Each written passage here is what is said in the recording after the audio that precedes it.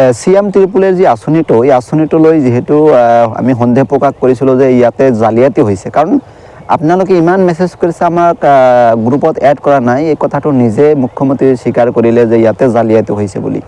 এই কথাটো আপোনালোকে প্ৰথমে শুনি লওক মুখ্যমন্ত্ৰী মহোদয়ে কি কৈছে আপুনি।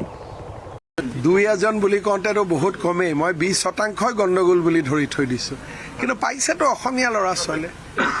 অসমীয়া ল'ৰা ছোৱালী মুখৰ পৰা কোনে ভাত কাঢ়িব? আৰু কৰবাত 500-1000 টকা ল'লে বুলি অভিযোগ দিছে, এতিয়া সেইটো অভিযোগৰ তদন্ত কৰিলে গোটেই স্কিমটোৱে বন্ধ হৈ যাব। এইটোও এটা অসমীয়াৰ বিৰুদ্ধে ষড়যন্ত্ৰ বুলিওতো আমি ভাবিব পাৰোঁ, যিহেতু এই স্কিমটোৰ বেনিফিচিয়াৰী। নিশ্চয় আপোনালোকে শুনিলে মুখ্যমন্ত্ৰী মহোদয়ে কৈছে যে ইয়াতে 2-এটা জালিয়াতি হৈছেই, মানে ইয়াতে দুৰ্নীতি হৈছে বুলি মুখ্যমন্ত্ৰী মহোদয়ে স্বীকাৰ কৰিছে। এতিয়া কথা হৈছে যদি ইয়াতে দুৰ্নীতি হৈছে আৰু দুৰ্নীতি যিহেতু মুখ্যমন্ত্ৰী মহোদয়ে কৈ আছিলে ইমান দিনে যে দুৰ্নীতি নহয় বা এই চৰকাৰে দুৰ্নীতি ছাপোৰ্ট নকৰে, কিন্তু এতিয়া কথা হৈছে যে দুৰ্নীতিৰ কথা জানিও মানে এতিয়া কথা হৈছে দুৰ্নীতিৰ কথা জানিও তেওঁলোকে একো নকৰা নাই, মানে একো কৰা নাই।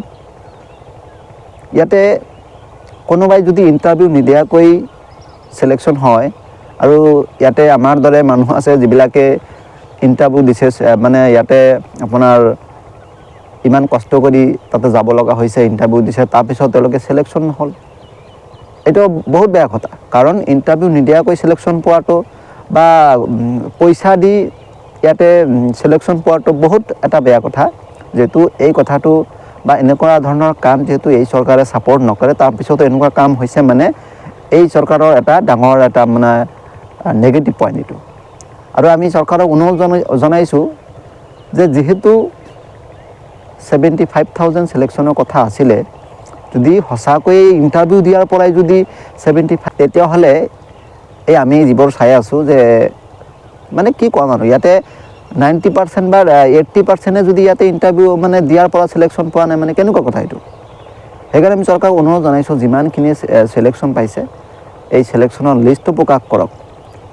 জানে মানে কথাটো হৈছে এনেকুৱা, এই যিমানখিনি চিলেকশ্যন পাইছে যাতে গোটেই অসমৰ ৰাইজে বা অসমৰ জনসাধাৰণে যাতে চাব পাৰে যে এইখিনি কেণ্ডিডেটে চিলেকশ্যন পালে। মানে এতিয়া আমি ক'ব নোৱাৰোঁ নহয় যে মানে এইজনে মানে ইণ্টাৰভিউ দিছে নে নাই।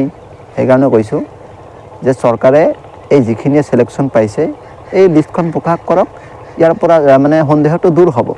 অনুৰোধ জনাইছোঁ, ধন্যবাদ।